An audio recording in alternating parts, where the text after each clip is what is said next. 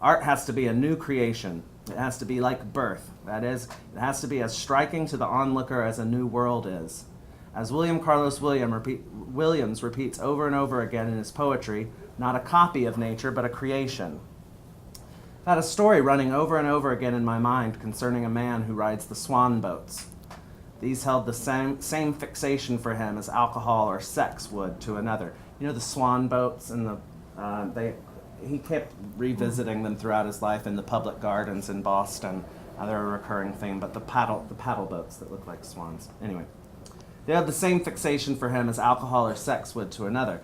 His wife tries to understand. As he comes home late, she questioning reveals that he has been doing so well, staying away from the swans for nearly 3 weeks now, while the reader knows that the man is late because he had ridden the boats until nearly dark, and had only stopped because the dark had come on and the passengers left. But that night she finds the overlooked ticket stub in his pocket, and some kind of a scene follows, where all his past faults are revealed, how he couldn't hold a job because he was always late from lunch.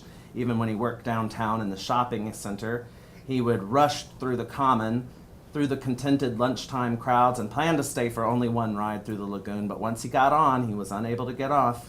They even had a charge account for him. The paycheck sometimes almost completely went for this. One year, he had stayed away for nearly 7 weeks, but one of his children had heard so much talk about the swans that he whined he wanted to ride them, and they went.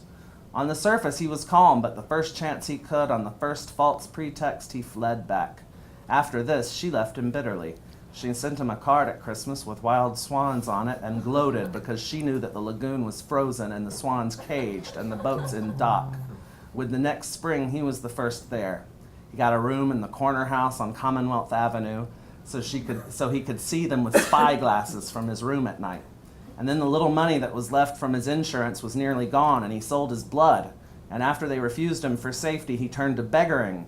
And then one day, without food and no shelter, his clothes in tatters about him, he ran through the park for the last time.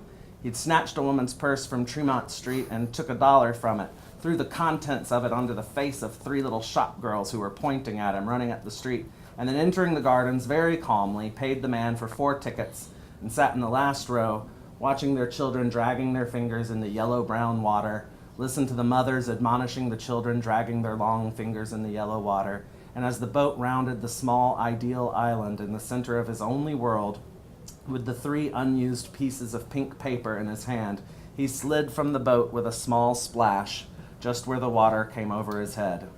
Tonight is truly the coldest of the year.